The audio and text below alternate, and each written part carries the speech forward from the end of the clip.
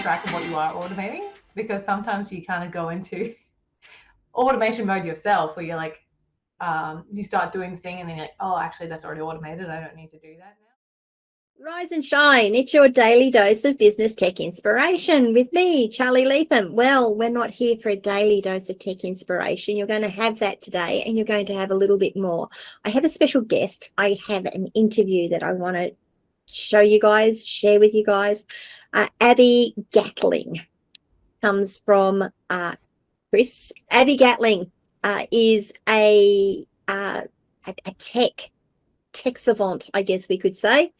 And she wants to have a chat to us today about automations and how that can help our business and what we need to be thinking about. And I thought that was a great topic to share with you guys and see how you react to it and what questions you might have coming out of it. So, Abi, look, thank you so much for coming on. I do appreciate it. It has been a while since I've had an interview on the on the podcast, so I'm very excited. Why don't you tell us a little bit about yourself and correct your business name, because I really muffed that up. Well, I feel very special that, you know, you've let me come on and do an interview, given that it's been such a long time. So I feel very, very special. But yeah, so my name is Abi Gatling. I'm from Crisp Marketing and Communications. We go by Crisp, Crispy, you know, we answer to everything really. But yeah, basically we're a digital marketing business that primarily works with professional services businesses. We're based in Queensland. And I am a little bit of a techie person, but that's purely out of interest. I'm actually a marketing gal, and my business, our aim is to kind of take the marketing stress, the day-to-day marketing stress off business owners.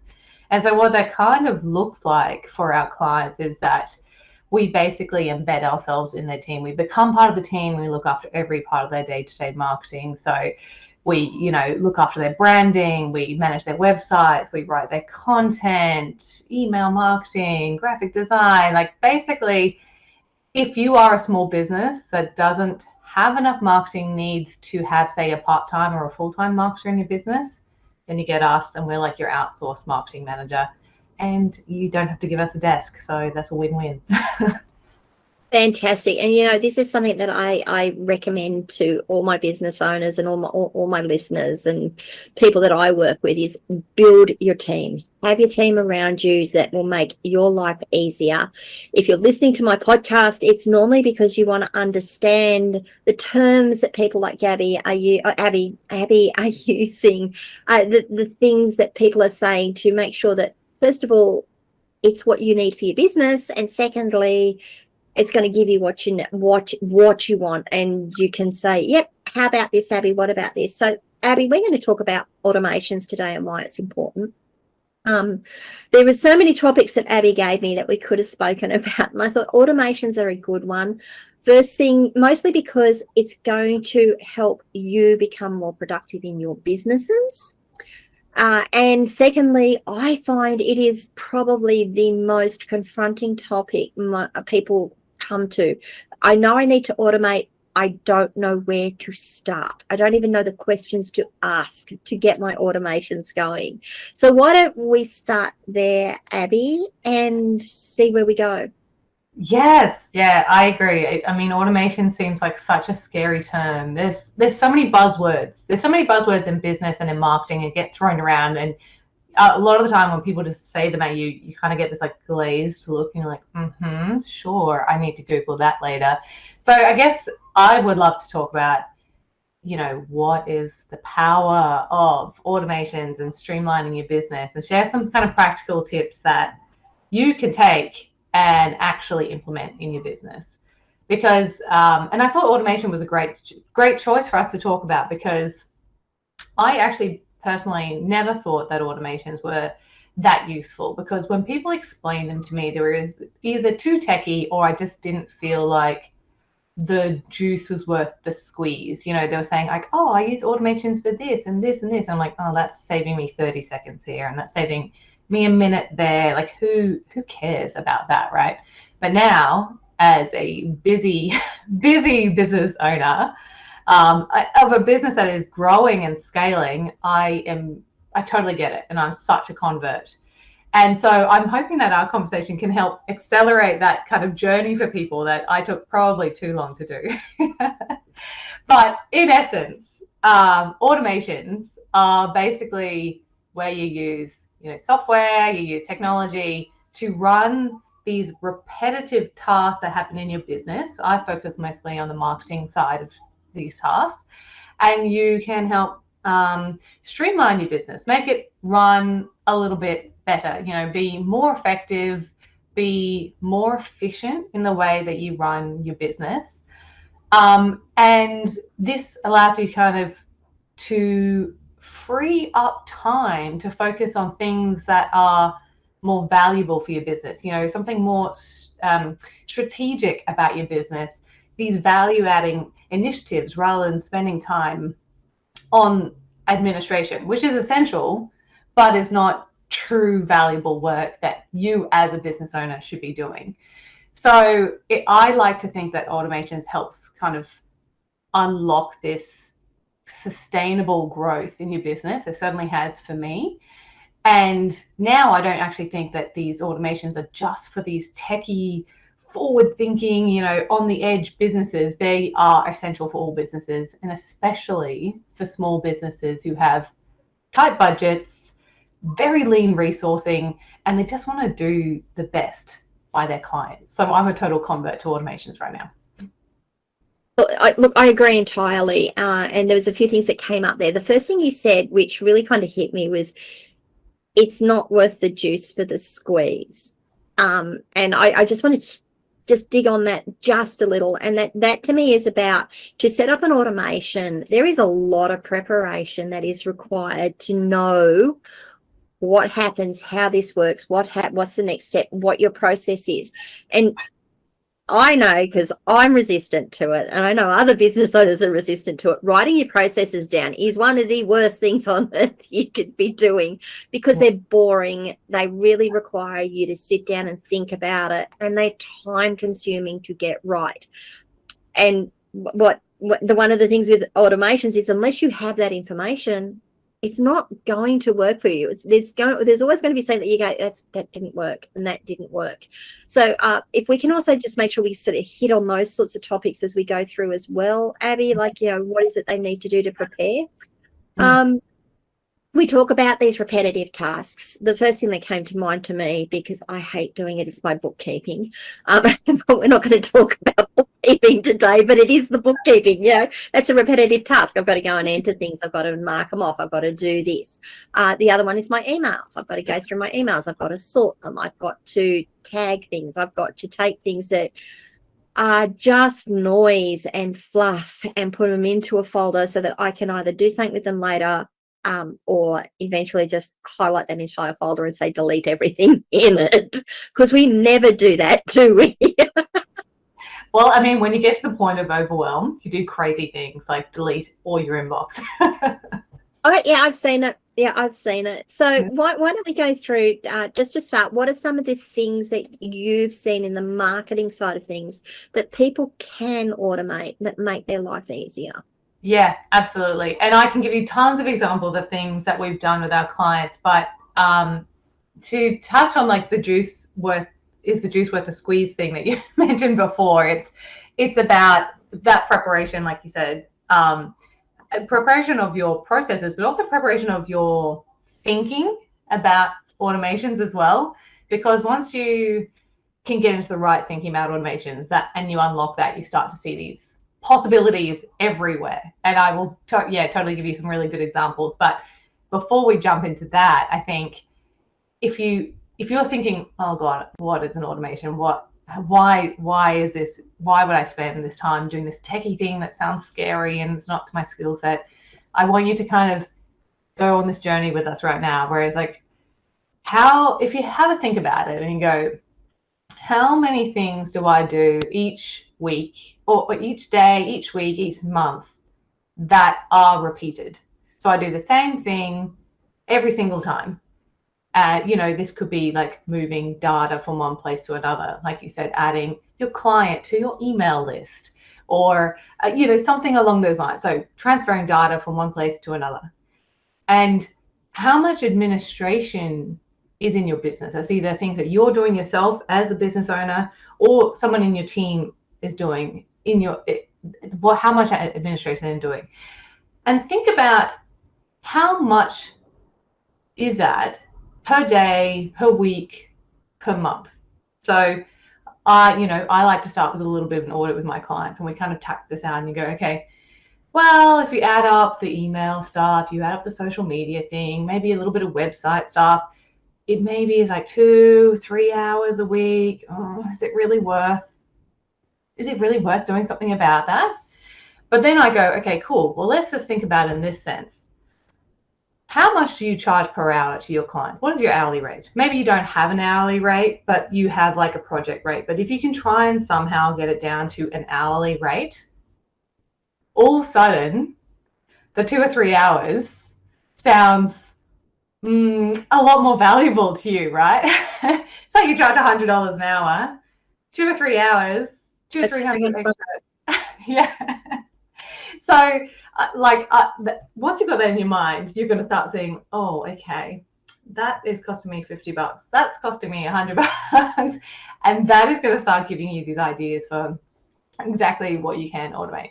But another thing, like I like to say to my clients, is when they're trying to think of like what exactly is an automation, I try and think of something that they may have experienced in their own life, right? So, for example, for me, the other day, I was running late to go to a restaurant booking, right? And I was feeling a little bit of stress. I hate being late. I don't want them to give away my table. I'm driving. I can't really call them. And so I was driving there, and all of a sudden I get this message from them, and my Siri says, oh, you got this message. And it was like, hi, Abby, we're excited for you to dine with us tonight. Are you on your way? Reply yes or no. And I was able to say to Siri, oh, yeah, reply yes. And I was so happy with that interaction, because if there was no automation, so that would have been an automated system from their booking system that had my table booking in their system, it probably would have come up with a flag that said, is this person here yet? Yes or no. If I said no, it would have triggered this message to go to me. And that's all they have to do. Press one button and it happens. Or maybe there's some other way. Maybe they don't even have to do it. They don't have to press anything. But without this automation, for them to confirm that I was still coming, they would have either had to call me on the phone, and that would have taken time and effort from their team, or they would have had this information void and they would have gone, is she coming or is she not coming? Is she just not coming at all, or is she just running late? But now, with this automation, there's less stress for me because I'm not feeling like I'm letting them down or I'm going to lose my table. And it's got clarity for them. And they haven't had to waste this time. So that is like an example of a very, very basic automation that's not necessarily in the marketing space, but it's a customer experience thing. But basically, anything that is done on repeat and has a standardized process is something that you can automate. So this could be, adding new clients to your CRM, to your database, to your email list. It could be acknowledging someone who signed up to your newsletter. It could be sending a reminder about a payment or an appointment like my one. Could be sending articles from your website to your social media. There are so many things where if you are manually getting involved and literally just transferring data from one place to another, then it can likely be automated. Yep. I agree entirely. And I love how you break that down into how much is this costing you to do every week. I mean, people say, oh, it's only 2 to 3 hours a week. And I kind of like, that's 2 to 3 hours a week.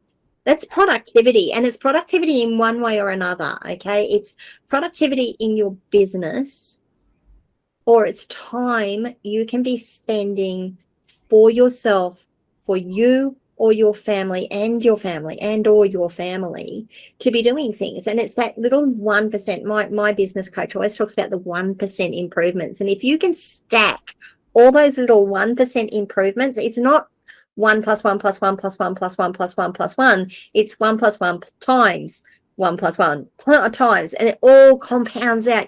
That 2 to 3 hours a week ends up at the end of the month not just being 12 hours. It can end up being a whole heap more, because once you start to get things here, it flows to here and it flows to here, and everything starts to come together for you. Oh yeah, and even just like the mental anguish, like the lightening the mental load as a business owner. You have 1,000 things going on in your life, and if you don't have to think about it, say you're like, for example, for my business, someone books in an online books in a marketing Kickstarter with me, they automatically go into my CRM, they get an email, a task is created in our task management system, a folder is created in Google Drive with a meeting notes thing. So by the time I go and I have this phone call with them, like everything is sorted. So it doesn't matter if I'm like so crazy busy and I only look at this booking 2 minutes before I walk into the meeting, I feel completely in control because it's done. It doesn't matter how busy I am, it's done.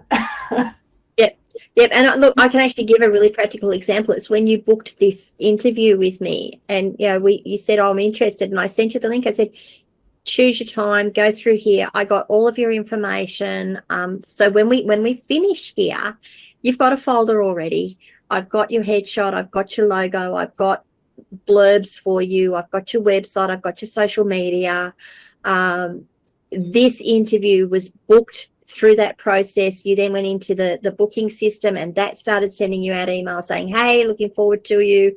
Here's the link. If you need to cancel or you need to reschedule, here's links to do it.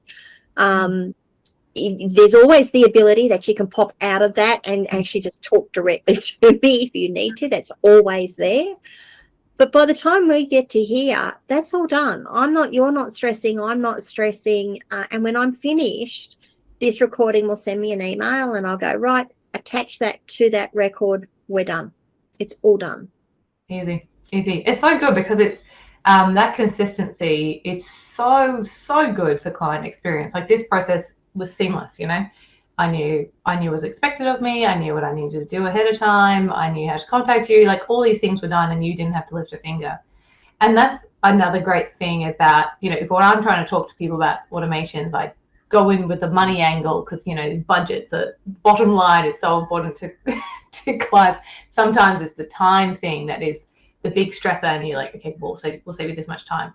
But then there's other things like improving your client experience. That may be something that triggers someone to go, actually, I think I need to do these automations. Where we can say, if we map this out correctly and we get this automation set up perfectly for your business, then every single interaction that someone's going to have with your business is going to be that same standard. No matter who is handling the task, it's not going to be like inconsistent for them. They're going to have this lovely, clear, linear process that they go through, and it's just so fantastic to be on the receiving end of that. Look, I agree, and I think that's actually a good thing just to remind people of. Have you been through a process with a vendor, with a supplier, where it is just chaotic, and you ring them and you say, listen, I booked this,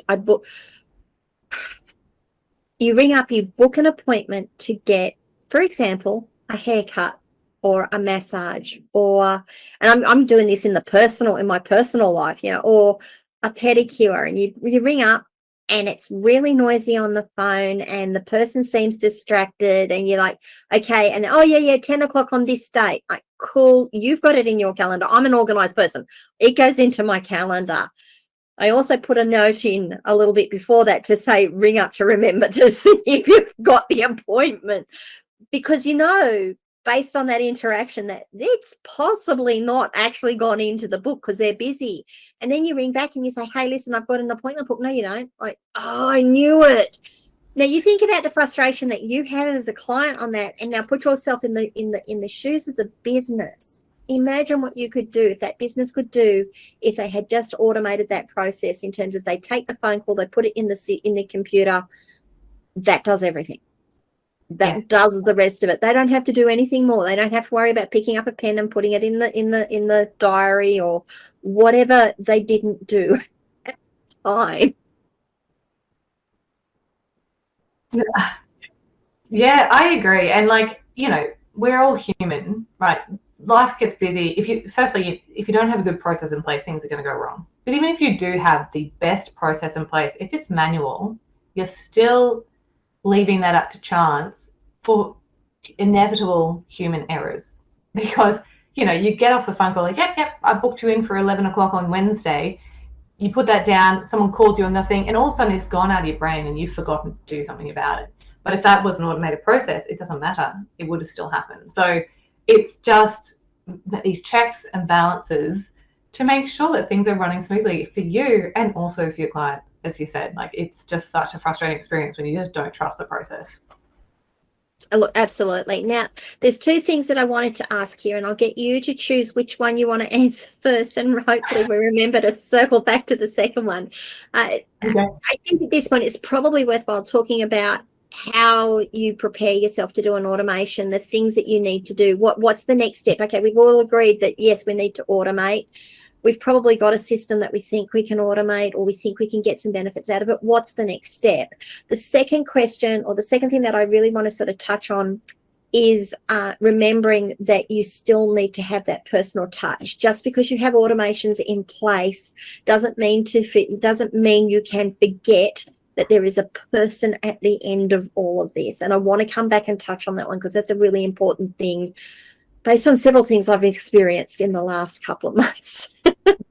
Absolutely. There are some risks and there are some pitfalls to automation. So you've got to navigate that for sure. So let's definitely talk about that. But how to prepare for an automation, that's a really good question, because you can't just go, oh, okay, I'm going to create an automation today and just come up with your process on the spot.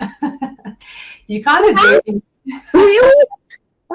It's physically hard. I've tried, I would love for this thing to happen, but then I have no input, output, whatever. But you basically got to start. The best way to start is with something that you have already done manually in the past. So you know exactly what you need to get from one thing and exactly where it needs to go at the other end. So, like, for example, say a new client is signing up and you want to put them into your email CRM.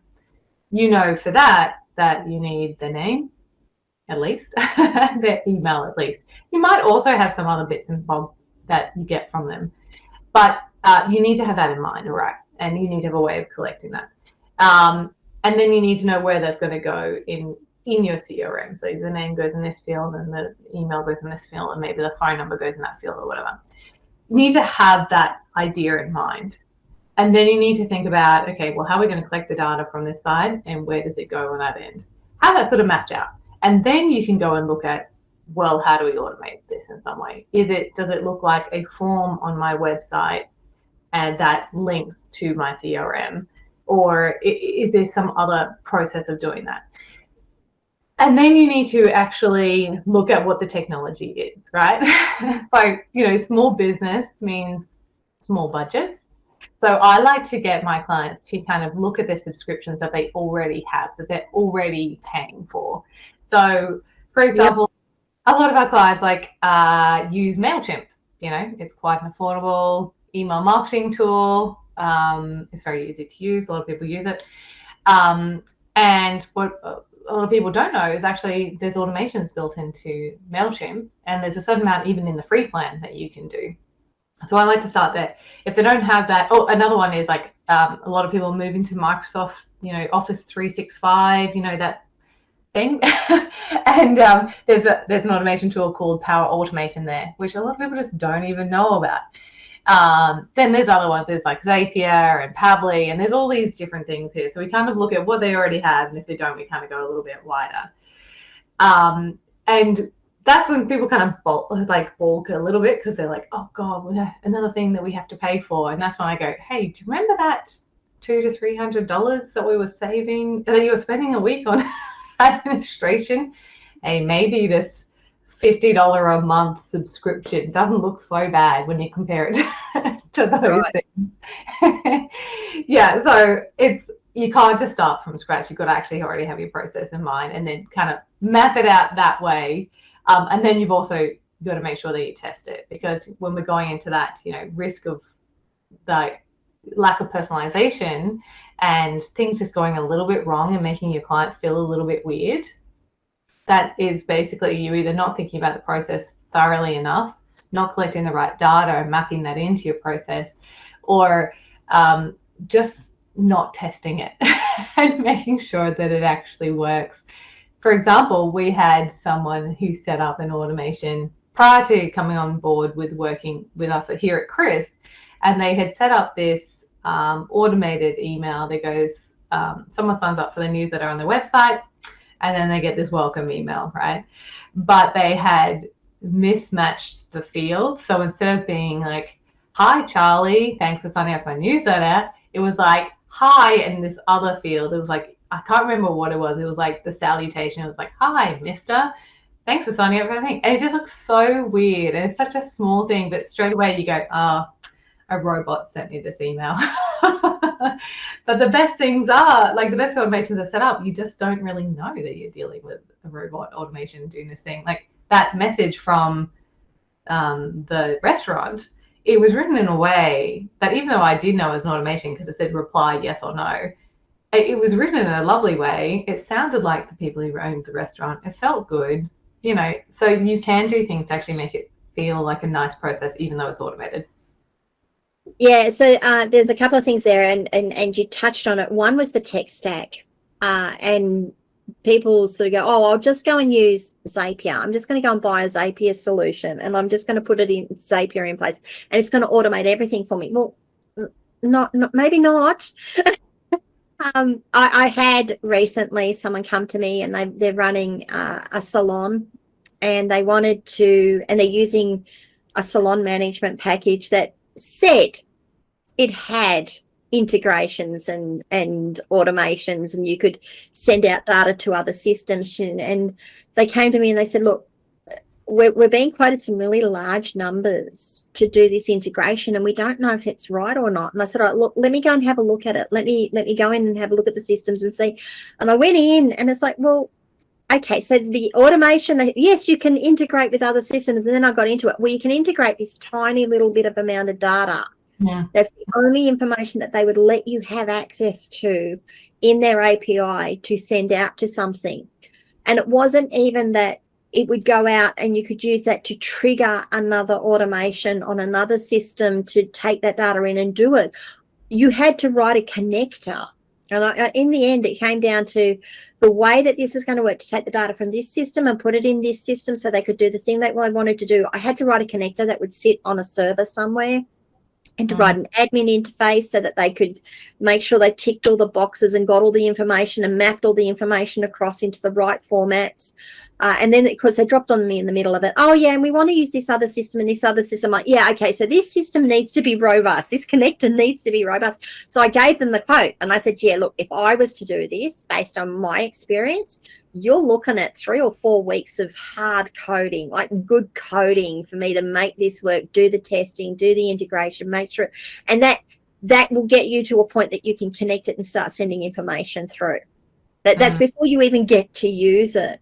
So you've got to know your tech stack. You've got to understand what you want to do, and more important, and understand what your inputs are and understand what your outputs are, what you want to do with that data. Anything else between we can look at, but understand that once you get to the point of I want to do this, then you need to really get into your tech stack to look at it. Yes. And it's so important to do that first step, like you said, input, output, like, because once you set up the automation, if you make changes to the inputs or the outputs, you're kind of breaking the entire system and you have to do it again. So it's forcing you to forward think, right? But if you've got the tried and tested process, you should know this. You should know exactly what you want at that stage. But it's causing you to also just forcing you to be consistent in your process. You can't just go, it's Tuesday, so I think I'm going to treat this inquiry this way. And it's Friday, we'll do it this way. It's going, nope, this is what we do for everyone. Because if you're doing something exactly like you said with the hard connectors, which, that's extreme, and so good that your client has you on board to help you with that. But redoing that is eye-watering to think about. Like that's giving me a headache. Yeah. Well, and that was the thing that I had to say to her. I said, and once we've got this set up, you cannot change what you want to do like that. It's going to require, you've got to do your needs analysis again. You've got to go through it again, because you're using two very disparate systems. And I guess my point on that is, don't just take at face value when a system says to you, oh, you've got an API, or we've got webhooks, or we've got these things. If you're going to go and use a system, make sure you understand what the automations you might want to put in place are, understand what your workflow is, and then have a look at whether that's going to help you do it or not. That was going to save you a whole heap of time, notwithstanding just getting the automations in place. For sure. And like not all tech is the same. It's not all created equally. Like for example, you know, we've been building a lot in Power Automate, which is the Microsoft automation tool, but it's just not that powerful, you know. And it's supposed to connect different Microsoft things to each other. So you think, okay, if it's connecting Microsoft to something external, I understand maybe there's limitations, but there are actually so many limitations even within Microsoft to Microsoft. For Microsoft Forms to try and get it to populate a specific spreadsheet, it's just the limitations are crazy. So, you know, we get it sorted, and the client is like, I know the pain. yeah. And so we're like, we're pulling our hair out getting this sorted, and then the client's like, I actually want to add another field into the form. You're like, oh my gosh. Oh my gosh. We can do that, but just be aware that that is a lot of rework.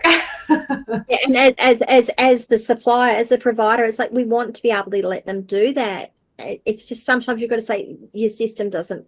What you've put in place won't allow you to do that. You either need to recode all of this, or we need to change the system out to use something that will let you do this. Yeah.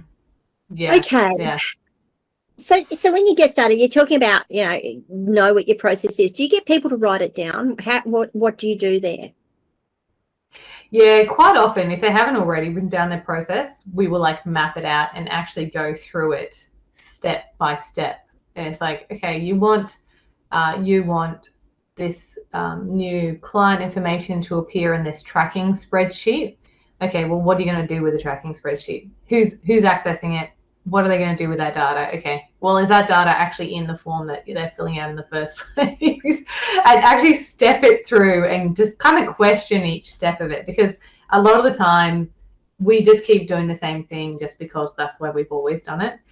But that's not necessarily how you need to do it moving forward. So we kind of clarify, streamline the process first, and then we do it on like a little trial basis. So we don't go throw their entire process out the window and stop everyone from doing it. We're like, okay, we're just going to kind of do it alongside a couple, see how it works, see how it's performing as expected, troubleshoot, and then maybe roll it out a bit further. But it is about doing that pre-work at the beginning. It's like, let's write it down. Let's agree that this is the process. Let's ask 1,000 questions.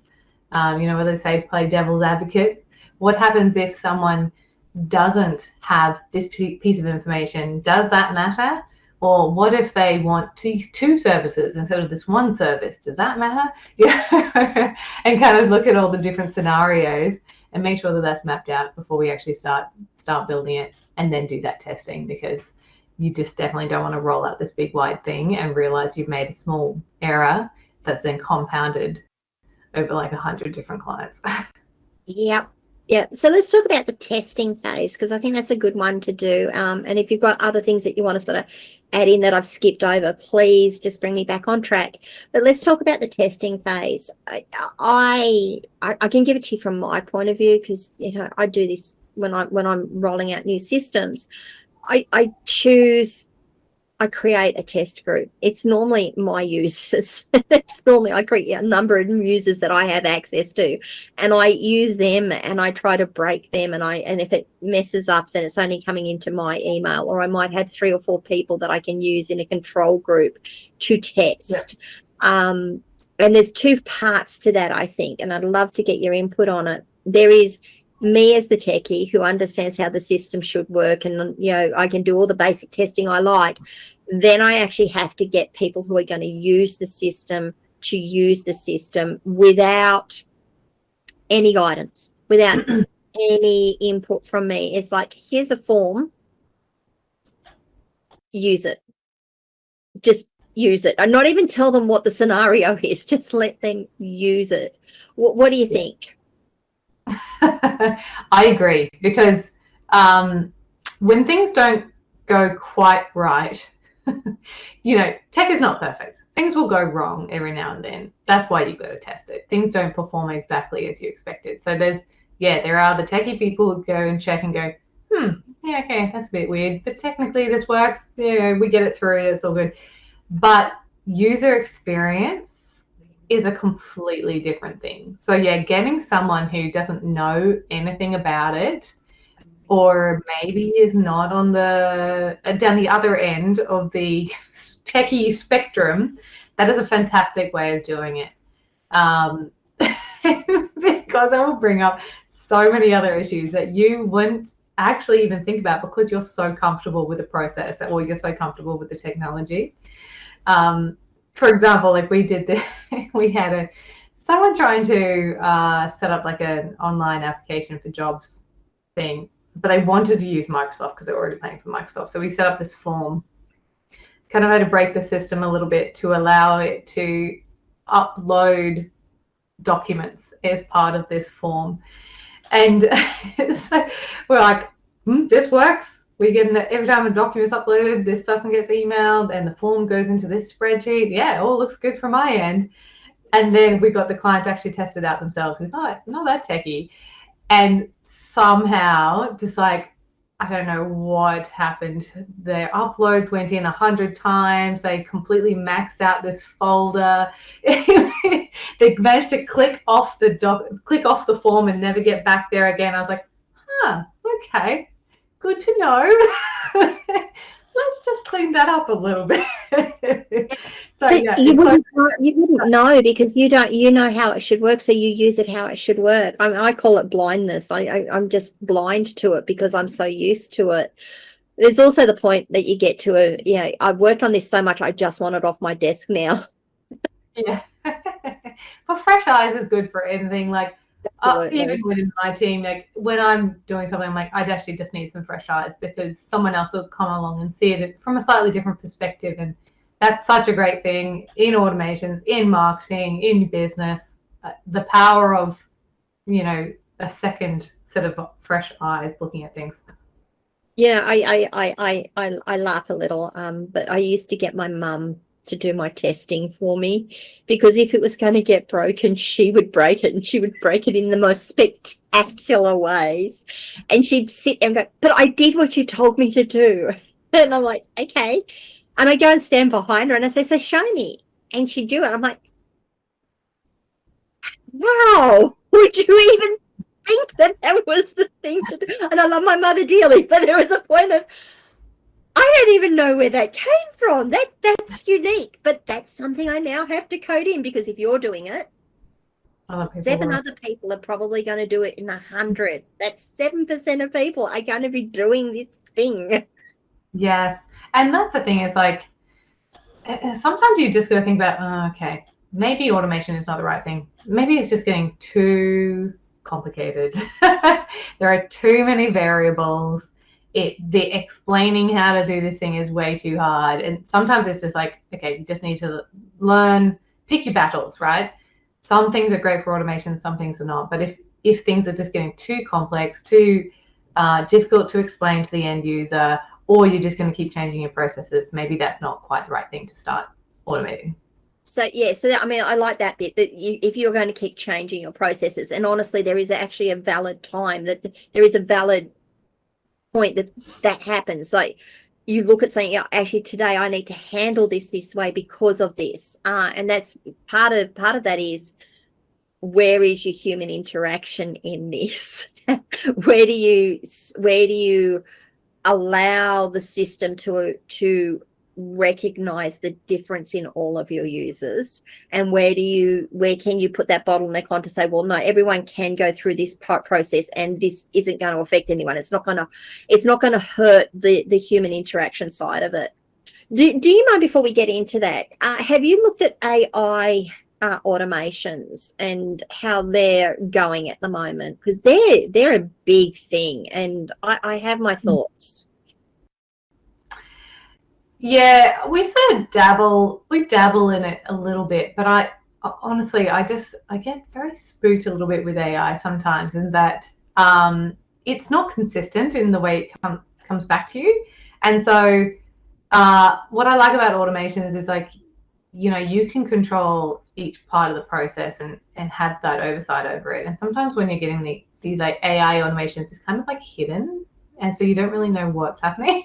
So when things go wrong, you're like, It's just a black how do I box. troubleshoot? Yeah, but I'm keen. Tell me about your experience. Like, what have you been doing with AI automations? So that, well, I try not to, actually, and I'm often the victim of AI automations, and let me see if I can explain that bit to you. So AIs, when we're talking about AIs and the things that go onto websites, the ones that I want to put AI on my website, and I want it to automate, and I want it just to give answers to my customers, and I'm like, okay, cool. Where's that information that it's going to be trained from? Well, it's AI. It will learn it. Well, okay. And this is where people and the marketing on AI automation, or AI in general, is misleading. I don't even know if it's deliberately misleading. It just doesn't hit it. AIs are only as good as the information you put into it. AIs, as we know them today, are really large language models. And a large language model means it takes a whole heap of data into it. It's got a lot of smarts, but it needs that data so it can distill it down. It can write out all of this information. It can go and get all of this information. If you use ChatGPT, if you use Grok on X, if you use Gemini, watch how, when it goes out and does it, so when you put a question in, all these little websites start popping up. The little icons popping up. It's going out there, and it's trolling all of this information, and it's pulling all of this information back in to an answer. That answer is only as good as the information it can get. So you can actually spike an AI's response by making sure that it's getting information from certain sources. When you're looking at coding, I do it from coding as well. Like, so, you can use it to code. Yeah, you can, but you still need to go through an editor. You still need to understand how basic code structure needs to be, because I've had code given to me and I've gone, oh, that's just so wrong, and it's so dangerous, and it's opened up these things here, and this is now not secure, and this is here, and you've got to go back through and then start to tie it down. So there's where my rant starts. I think AI's got a really, really great position, but you need to be able to feed it quality information so that it can give out quality information. My recent experiences with our AI is, you get on a support chat now. It used to be, if you got on a chat, you would get someone on the other end who had some inkling about what needed to be done, and you could normally say, look, can you lodge this as a ticket, or could you please pass this up the line to someone else who can come and look at it? With AI, that's removed.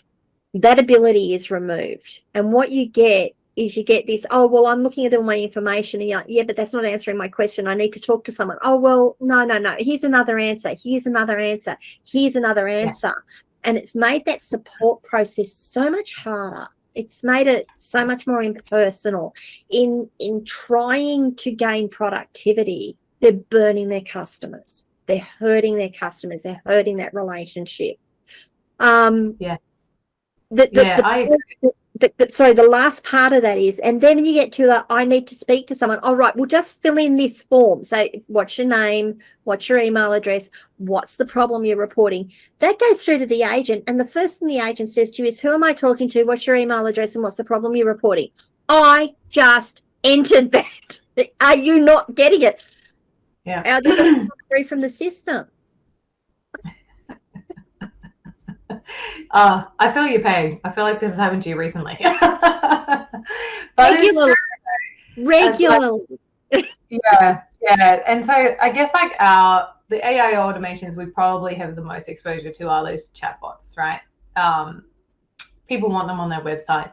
And some, as I said before, they're not all created equal. Some of them are great where they only pull from the information that you've given them. So you're like, okay, here's all, you can read my website and you can answer any question that someone has about using this information from my website. That's great. If we can actually control the inputs, so then it can somewhat control the outputs. It's not necessarily 100% control the outputs because it's not going to go, this is my answer to this. Is this accurate? Like, it's just not going to do that unless you could just go test it and ask it weird questions and see if it's being accurate. But we've had other clients who've gone and got one of these special AI chatbots installed on their website, and it has literally pulled information from anywhere, like you said, the entire internet. So it's someone's asked a question on it and it's given them completely the wrong information. And, you know, then that's setting a weird expectation because potential client thinks this thing about your business when your business is completely different, or that's not a service you offer, or that's not how your process works, or whatever. So by the time this person who had this information from the chatbot came through to actually booking in a call, there was a complete misalignment of expectations. And that is such a terrible thing because, like, as I said before, like, automations are great for client experience until they're not great for client experience. And that was what really was. Yeah, so like, it's not, these things, there are risks and there are pitfalls to using these automations. And one of the things is that you need to monitor it. You need to make sure that it's accurate, that it's performing as needed, and it's continuing to perform as needed, because if it's starting to be detrimental to your customer experience, then that's where you got to try and weigh up. Again, I keep going back to this dollar value, right? But like, I work with financial advisors. One client may be worth anywhere between 5 and 20 grand a year to a financial advisor. So if they had maybe not automated this weird AI chatbot and just paid an administrator to monitor the chatbot, to monitor their chat, or to actually do their online chat, the cost benefit, you know, you're starting to think about that. Like, you potentially have lost 20 grand because this AI thing has gone crazy. You probably could have just paid an administrator in your business to manage that chat instead. So you've got to kind of keep thinking about that, like client experience, cost, benefit. So, and that's where you start talking about the intangible costs of doing these sorts of things. And I don't want to sort of say, no, don't do automation, because I think it's a great idea. I think the message that we're trying to get through is understand what your input is, understand what your objectives are, and make sure you've got really good data to fill in the gap between that. You don't necessarily need to know how it's going to work through your automation. That's where you can get someone to help you. You can go and do it yourself, but if you do, you need to actually sit down and say, this box does this, and this box does this, and this box does this, and this box does this. And then if you're going to add AI into the middle of it, understand that AI works as a little bit of like a black box. You put stuff in and it gives you stuff out. And you've got to make sure that the stuff that you're putting into it is really, really clear. You actually mentioned there, you know, it starts to get information out from the internet and then give answers back. And when they come through to booking a service or a call, their expectations are mismatched. Now, take that in that they're going to order a product from your website. They ask a question about the product. They take information from someone else's website for a similar product that isn't the same as yours, but it's similar enough.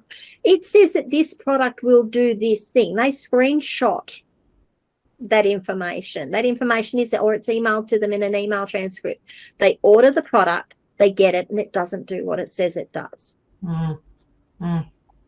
Or what the chatbot says it does. The product page is very clear. It does not do this thing, but the chatbot said, no, this product will do it. Yeah. You're stuck. Your system told them that this product would do it. Now you have to deal with a disgruntled customer. You have to deal with the fact that you've got to take that product back because it's not fit for purpose. It doesn't, and I'm talking Australian consumer law here.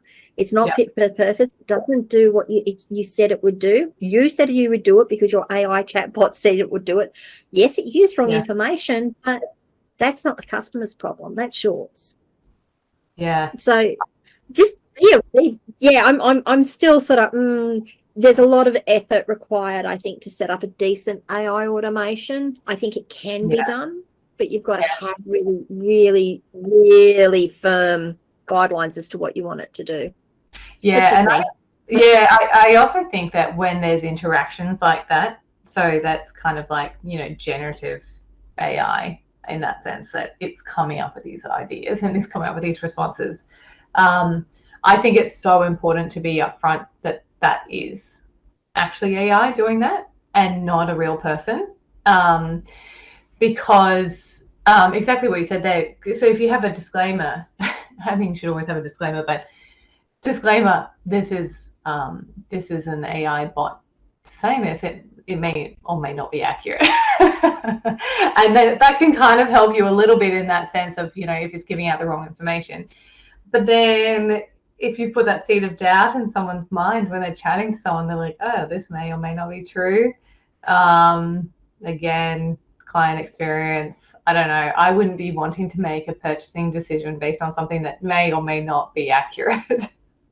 That's right. And that's where I would actually go back and say, well, I need to just ask the question and get a distinct, definitive answer. But that I would do that. A lot of people would just go, I don't know, so I'm going to move on and I'm going to go to a site that gives me a definitive answer.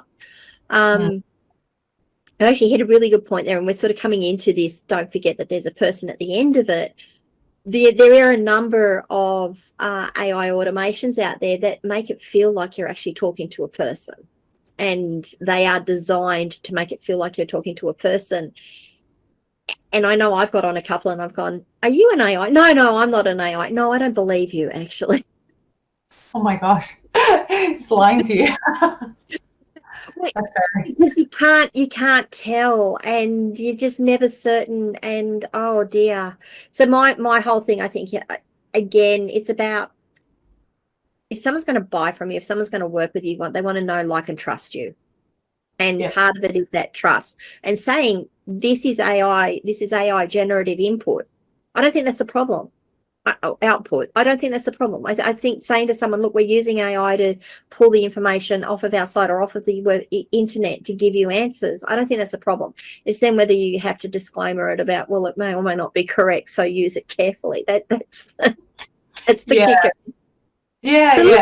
I think people are so used to dealing with automations and AI and stuff these days that, it's good to have a sort of a reason on hand for why you're employing these things. Because it may seem like, you're being disingenuous. You're writing this like, hi, thanks for signing up for our newsletter from Abi. It does sound, sometimes it can come across as like a bit disingenuous that you are. It seems like a personal interaction when it's not. But it's actually so fine to be doing things like that, as long as you have a good reason for it and you're comfortable with that. That you go, actually, for our clients, doing this delivers a better service. It means that we can focus more on this part of our business and this part of our service for you. Do be aware that we do use automations at some point. But if there are any issues, of course, talk to us about it. I don't think anyone would have an issue with that. Well, no, look, I don't think they do. And I think people are quite used to the fact that if you sign up on a website and say, yes, I want to get your updates, they are expecting that to be an automation. They are actually expecting to get some form of automated content. And if you've done it well, they won't be able to tell the difference between what is automated content and what is you sitting there writing a campaign message, a broadcast email to go out once every month with your information in it. That's fine. I'm all for that. Auto replies on emails, those sorts of things are perfectly fine. But can we just go then, because we sort of segued into it. Your automations can actually depersonalize. If done incorrectly, automations can depersonalize a relationship, which will then harm it. Now, and we have touched on that a couple of times. How would you recommend people deal with that and guard against it? Yeah, I think having firsthand experience of the automation is really important. We spoke about testing before, is actually put your name in there and go through the sequence yourself so you can see what it's like to experience this firsthand. But secondly, you've got to keep an eye on it. Like when things start to go a little awry, that's when the wheels kind of fall off, right? So, for example, one of the automations that we've set up for our clients is they're a vet. We get an automated report every month of people who have attended their vet clinic that week, that month, and we put that into the automation, takes it, puts it into their CRM, tags them as a recent client, and then it will check to see if a Google review has been received, which is another process. So Google review received, it tags them saying a review is received. And if they have already received a review, given us a review, then that automation stops for them, and that's the end of that process. If they haven't actually given us a review, then they get sent this automated email. But we did have this case where like the mum had come in with the dog 1 month, and then like the dad had come in with the dog the second month, but they shared the same email, and somehow it worked out that they got requested to give us another Google review, give the vet another Google review, and they're like, I've already given you a Google review. I thought this was like a personal request to give me a Google review, but now I see it's an automation. And it just kind of made this like weird feeling for them, because it's supposed to be like this personalized family vet, and so you really have to make sure that you're following your own processes, or you've got your safeguards against that type of thing, just so people don't go, oh, I'm just another number to you. Especially like we work with a lot of service-based businesses, and those are based on relationships. It's very different to like buying a product, right? It's not like buying something online. You don't really care who's selling it to you a lot of the time. When you're buying a service, it's very much about that interpersonal relationship. So if there's that mismatch between what an in-person or like a Zoom interaction is, and then the email interaction or some other SMS reaction or interaction, something like that, when there's that mismatch, it can feel really, really awkward and can make everything go a little bit sour. Yeah, and that's a really good example of how it can go wrong. Ultimately, you could just say, look, we do have a system. We tag you. We are really sorry. That was our bad. I think the other thing that I'd like to just highlight in that, from, again, it's personal experience. It's really cool being able to sort of say, look, I work on this side and I actually get to experience it on other sides. It's when you're trying to contact someone, when you get to a point that you've gone through the AI and the AI just keeps giving you, or sorry, the automation just keeps sort of kicking up whatever it is, where you're at, and you're like, I don't know where to go to from here. I can't fix it. I don't know. I'm not getting an answer to my question. When you go to look to how can I contact these people? How can I get that interpersonal contact? It is so tempting once you go to automations to remove that. To remove the contact details. Say, no, it's all automated. You don't need to worry about contacting me because it's taking it. I'm getting my time back. You still need to remember that you need to have some form of, not even emergency, just some form of back channel communication that your clients can have with you, your clients and customers can have with you, whether they're buying a product or whether they're taking a service. Don't cut off communication. That is probably, I think, Absolutely, the easiest way to lose customers. Absolutely. And we see that a lot with, one of the things we like to do is put an online booking system for people on their website. So, you can literally go on, see your calendar, book someone in, exactly like I did for this podcast. And people are like, that's cool. That's great. That's how I'm going to get it from now on. I'm just bound by my calendar. But some people like the tactile nature of just picking up a call and having a spontaneous phone call, or maybe they don't want to talk to you at all. They just want to send you an email.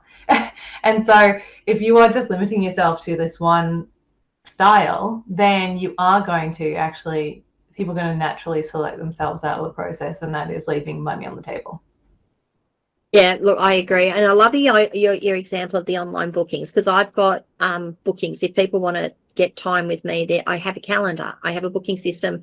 I normally send them a link, but I always send them that link with, can you find a time in my calendar that suits you? If not, please come back with 2 or 3 times and dates that suit you, preferably as close to the times that are available in the calendar, and I'll see if I can accommodate you. I'll find one of those dates and times that will accommodate you, because sometimes it doesn't matter. It might just be that I've got my calendar open from 9 till 5, for example, but they want an 8:30 meeting because they start at 8:30 and they're in the salon, or they're on the tools from 9 till 5 or 9 till 8. Sometimes, they finish work at 5 and they can't get to the call until 5:30. I'm good with that. You've just got to tell me that's what you want, and I'll try to accommodate you. So I always have that in there in my conversation with them. It's fully automated. And then once they tell me what time it is, I go in and I book that time for them, because I've got the interface at the back end that allows me to do that. And they go into my automation. They go into that automation. They get the notification. They get the meeting. They get the links, whatever it is. And that works perfectly well. Yeah. Yeah. People love the power of choice, so I think that's why those online bookings work well. Like, choosing this time, but then, you've gone even the step further of saying, actually, none of these times work, let's do another thing. But also, like, I had added on the option for people to have a phone call instead of a Zoom. I mean, I love a Zoom because I think it's the next best thing to actually seeing people straight face to face. But you'd be surprised by how many people have just chosen the phone call option because they're over Zoom. So the power of choice, if you have the flexibility of giving people that option, then do it. It's going to make for a better experience. That's a really good point. I'm going to go and look at that. It's funny. I mean, I don't know if it's just a trend at the moment where people are just Zoom fatigued. But I've been doing a lot of phone calls and I'm like, hey, great. I don't have to brush my hair for this one. Awesome. Tell me about it. Yeah. I can be rugged up in my three jackets because it's freezing cold. Yeah, I'm going to be wearing my pajamas. Look, Abby, we've gone through a lot of things here. Is there something else you wanted to add that we've missed? Where are we at with this conversation? Oh, I just hope that this has kind of opened people's mind to the possibility of automations. And I know we did talk a fair bit about, the downsides and risks and things like that. But if you can get your mindset into thinking about automations for your business and just try it out with a couple of small ones, then I think you will get addicted to it. Because the whole time I'm like, oh, I could automate that. Oh, I've got this wish list of automations that I'm waiting to build. So I guess I'm just like hoping that this has kind of accelerated people's thinking about it a little bit, and that they start to consider the power of automations, because it's fantastic, especially for small businesses. Well, why don't you actually give us an example of some of the automations people can put in place, like the more common ones, because we did speak a lot about the pitfalls and the problems with it. And the reason I wanted to do that, and the reason it's important to do that, is so that people go, they're the concerns that I have. They can identify with them. But what are some of the things that they can do that are probably more straightforward, and I'm not going to say easy, but easier to do? Yeah. So a great one to start with is anything that has a form. So a contact us form on your website, a newsletter sign up form. That is the perfect thing, because that's basically already starting the process for you. So getting that to either send a thank you email or a welcome email, to ping someone in your team to take action, to add them to your email list, to create a folder in your system so there's a place to start storing information about that client. I think that's a really great place to start. But also just like have a look at what you're already doing. So, for example, part of my marketing strategy is content. And so I go and I record a video, I stick it in to our system. It automatically creates a task for someone to write an article about it. Then when we That's one automation. And then when we stick it on our website, it automatically pushes it to our social media. So that's another automation. So you can start to think about how you can stack these ones in different ways. But other things like, say you're running an event or a webinar, you can do automations for the sign-up process, the reminders, to get a report afterwards about attendees, to thank people and ask them for a survey afterwards. There's so many different ways. Like if you're doing bookings, it can do reminders for your bookings. It can, take payments. It can remind people about an upcoming invoice. Oh God, the world's your oyster. Anything that is like repetitive and the same processes over and over again, that's when you can start to think about automating. I also really like that you actually just sort of looked at the marketing side of it there, not the admin side. It's like, what can you do in terms of your marketing and stuff? Because that takes a lot of time. Like admin takes a lot of time. But if you can get your marketing just sort of flowing through like that, people do expect things to be automated at that point. Like that would be, to me, that would be an expectation. I've purchased a ticket. Now I expect to get my receipt. I expect to get my ticket. I expect to get a notification of where it is and when it is. And here's your calendar link. You can put that into your calendar or whatever it is. Those sorts of things are really, really important. I think the other one that I might add to that is asking for a survey at the end of it. You said feedback, but when I close off a ticket in my help desk system, an email goes out and says, how did we do? How did we do? How did we do? Is this good? What can you tell us about the service we've just given you? Now, most people don't respond to it, and that's fine. But the people that do respond to it, I get either really good testimonials or I get really good information that will help me fix my processes and fix my service to them. And it's perfect. It works really well. So marketing is a good place that you can start with your automations. And once you get that done, you can then go and look at your admin and all of the other things that go with that. Yeah, absolutely. And asking for feedback, surveys, reviews, information, like say you've got a booking with someone and they haven't provided you some information, like a little reminder to get that, to make things run smoother. We've built quite a few automations recently where someone gets a review on Google and it saves it into a spreadsheet. It triggers an automation to create a graphic and it posts it on their socials. Great, it's fantastic. So don't even have to get involved whatsoever. Nice, that's fantastic. Alrighty, so how can people find out about you? Yeah, well, I mean, if you want to find out any more about automations or marketing or anything like that, we're Crisp Marketing and Communications, and we're crispcoms.co, so that's .co, or Abi Gatling. If you just Google me, I come up in multiple places. So I will actually put those into the show notes for you so that people can find you, Abi. You work with small business, obviously, so perfect audience, I hope, for you here.